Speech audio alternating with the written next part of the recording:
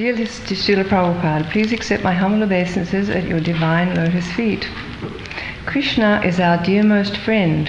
His loving pure devotees represent him, and as such they become the well-wishing friend of all living entities. That is your glorious position, Srila Prabhupada. You were and are freely giving your beautiful Lord to all because you unconditionally love him.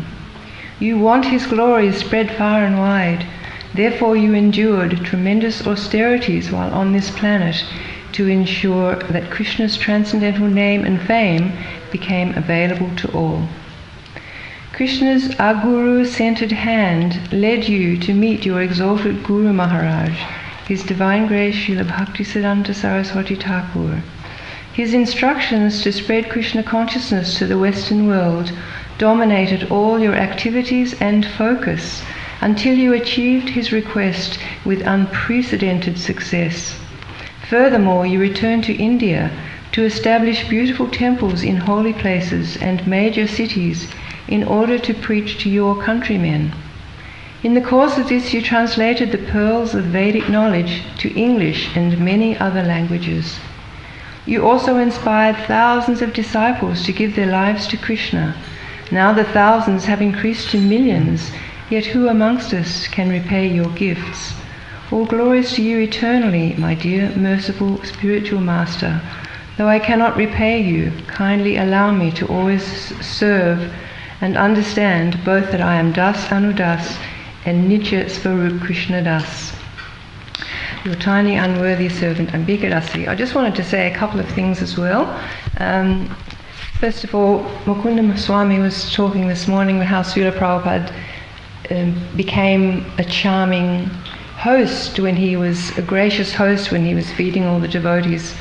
And Srila Prabhupada had many sort of hats, and suddenly he could change to place a different hat on. He would suddenly become like a very enlivened, like a boy sometimes.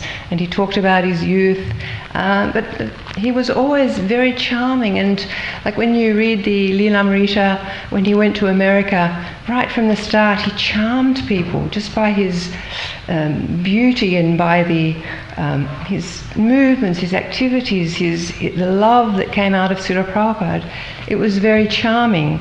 And then we see flashes of that through his books, this charm. Like you might be reading Science of Self-Realization, and suddenly, it's a science, it's self-realization, and suddenly he's talking about how when he would embrace the cows in Vrindavan, he would look sideways at the gopis because they were always jealous that he couldn't embrace them in public.